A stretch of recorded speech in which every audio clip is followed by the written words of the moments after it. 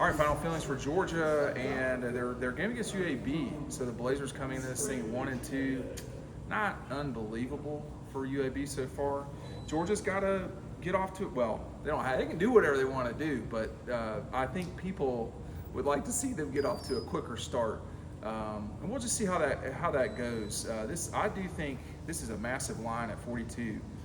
Which is indicative. So Las Vegas is telling y'all all you need to know. They're saying there's not as many problems up there as everybody seems to think there are or is. But I think for everyone's sanity in the stadium, they would like to see Georgia get off and get to a good start. But we'll see. There's no certainty.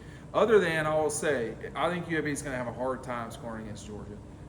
They did not play well the last week that they played, certainly in their first half of the game. Trent Dilfer, who's been around the block for a very long time, is talking about how Samford's going to be more electric than a Super Bowl. But he, during his Super Bowl appearance, nobody was asking him to do anything. It was just Ray Lewis and that defense. So we'll just see what UAB's got.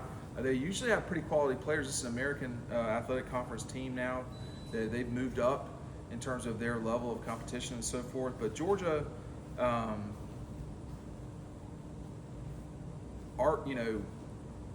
the thing, I've talked about this a lot this week, but the halftime speech, if you want to talk about it, that was one of the most impressive, or I don't know how to describe it. Everyone was under control. There was no false screaming, no bravado for no reason.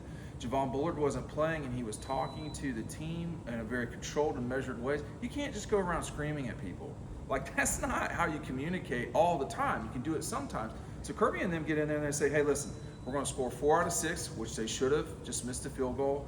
And, defense is not going to allow them to score but one time. Well, that didn't happen. So it evens out. Will there be more downfield in this one? I don't know. I think it's going to be ugly. I'm going to talk about Athens for a second here. This is one of those trips where, these are special games. Half the season's already gone in terms of playing in Athens. So you got a night game, which everybody always complains about, and now you got a night game. You're going to get your lights, you're going to get the Dawgs, you're going to get Athens at night. There's a lot going right as far as that's concerned. So take advantage of the weekend. Make sure that you're enjoying Sanford. We go around a lot. There's not places that are a lot nicer than Sanford Stadium. So make sure that you're checking that out. But I expect this to be a decisive win for Georgia. And there's a couple things they got to get right before you go to Auburn, because playing at Auburn is going to be a different ball game. Playing at Auburn is going to be a different ball game than the sort of lethargic start to the season that we've seen at Sanford Stadium. You can see there are some things to pick up as they go along, but they're still, I would say, the best team in the country. They've still got a lot to prove, though. Last week goes a long way for me, in my opinion, of where this team is. Really more, not so much the come from behind win. It was what I saw on that SEC Insider that matters to me, because I think everyone was under control. They were not panicking, and they were not screaming and yelling for no reason. I think that's really important. You can see we're down here in Eastman. When we toured the facility at Eco Poly today, it is amazing not just the products, but the process down here. I sometimes have a hard time stringing together how impressive it is. Right now, I'm in a very sturdy chair that you can have at your home if you've got a pool, if you have a beach house, if you have a lake house, if you want your backyard to be very comfortable, you have the TVs outside, if you have a fire pit, which I'm seeing right in front of me. These are quality products. They're made in Georgia from Georgians. They will ship to you. There's a code right down below for 15% off with free shipping. The colors are, I wouldn't say endless, but they're pretty close to that here. They're doing a great job down here. But check this out for yourself. I mean, that is a real deal. I weigh 250 pounds. I'm sitting in this no problem. And you can get cushions for it too. So check that out. Our friends at Eco Poly in Dawgs County and Eastman, they're really doing a heck of a job down here with this with their manufacturing. If Georgia could produce this weekend the same way as we've seen here, with this quality, this sturdiness, You don't have Mims this weekend. You probably don't have Lad McConkey this weekend. We'll see what happens on the defensive side of things. But these are not just random games. They're important because whenever you go out to play, it's important. And if you're really about process and not necessarily results, which usually lead to very good results, then this is another weekend where, you know, Carson Beck can fine-tune some things. The guy's throwing at 74%. You know, Mike Bobo, they can figure some things out. I don't expect John Edwards to play much more than 10 snaps. I don't expect Kendall Milton to play much more than 6 or 7 snaps. Why? There's no point. So barreling towards health is probably an important thing for this team right now. Getting ready for what there will be a pretty significant favorite at Auburn, but it is on the road. It is a tricky situation. I mean, you know, your first road game is coming almost in October, man. Game 5, that's a long way not to play on the road. I mean, you think about last year, they played on the road in Game 3. In 01, they played in Charlotte, which was not a road game, but plenty of Clemson fans were down there for that. In 20, Game 1 was at Arkansas. I was there for that. And then in 19, which was much similar to this one, you know, they had a fair amount of home games before they had to travel.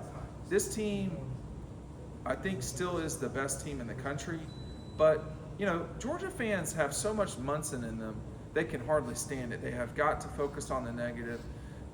And that's, you know, that's part of their grieving process too. But every game is not going to be the national championship game against TCU or the Oregon game from last year or the South Carolina game or the first half of the Tennessee game last year. Much more of the games are going to be like the Tennessee second half of last year or the Tennessee first half of 2021. Every day in life is not a beautiful success where you're spiking the football. Way more of last year's games were not as pretty as people are remembering. They're only remembering the confetti right now. That's not how it works, man. You have to go through a season. There's work involved. And now you're without Mims, so there's going to be some juggling there. They've been without Edwards. What is this team going to look like when Mims is back, when Lad McConkey's back, when you have full health for Edwards, Bowers, Milton? We haven't seen that. And I think a lot of national folks right now are saying, well, they don't look like they did because they don't. And the number one thing is, I think, is health. And, you know, can you have some cohesion there? And that's we're just going to see. We're going to see how this team, what number are we at? We're at 8, we're at 9 minutes. We're going to see 8 minutes. I was just seeing this Jenga set over here, which I want Ryan Curley to dive headfirst into. Our friends at EcoPoly can make you Jenga sets. Might not be available yet, but when you're getting ready for your tailgate, that's a red, white, and blue one over there. I'm certain from the process I've seen over here that they can make red, black, and white, or silver, or silver-ish. So there's a lot of things that I check out, but not every single, you know, sometimes the Jenga set falls on you. You're going for some spectacular move. We've seen that with Georgia. They had to fight their way through that first, you know, half against Carolina. And Carolina played pretty well. And Spencer Rattler played pretty well. But that game is done. So we're looking at UAB, who is not good. So, you know, they're not good. I would be surprised if they scored a legitimate touchdown against the first team defense. You know, I saw their score. I did not watch it. I saw their score last week. They had not scored in the first half, and they weren't playing Georgia. They were playing at home.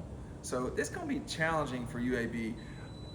I've chosen not to talk about Trent Dilfer the whole time this week. I've had a lot of Trent Dilfer in my life from covering recruiting and his working with Elite 11.